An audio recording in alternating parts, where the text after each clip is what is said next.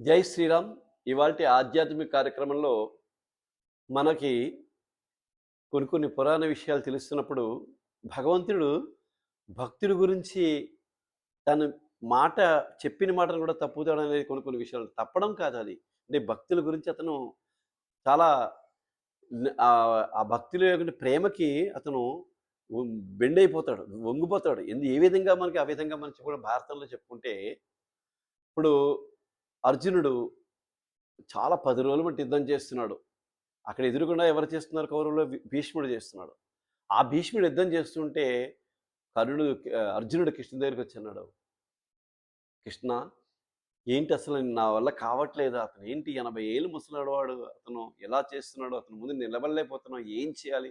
అంటే నువ్వు నన్ను కాపాడతావు, నాకు సపోర్ట్ చేస్తానని నాకు ఇచ్చావు కదా! అసలు మరి ఈ ఆలోచన మరి సైన్యాన్ని అడ్డు పంపించి నువ్వు నాకు సపోర్ట్ ఉండి మరి ఏ విధంగా నాకు జయం కలిగించగలుగుతావు అని చెప్పి బాధపడుతుంటే, క్షోభిస్తుంటే కృష్ణుడికి చాలా కోపం వచ్చేసింది. ఆ కోపం వచ్చేసి తన చక్రాన్ని విష్ణు చక్రం తీసుకెళ్ళి కింద అంటే ఏంటి?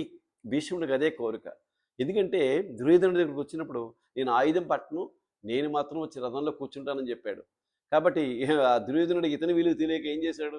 నాకు నీ సైన్యం కావాలి, నువ్వెందుకులే అని మనసులోనే అతన్ని కాకుండా. కానీ అర్జునుడు ఇతని యొక్క విషయం తెలుసు కాబట్టి, ఇతని గొప్పతనం తెలుసు కాబట్టి అతను కావాలని కోరుకున్నాడు.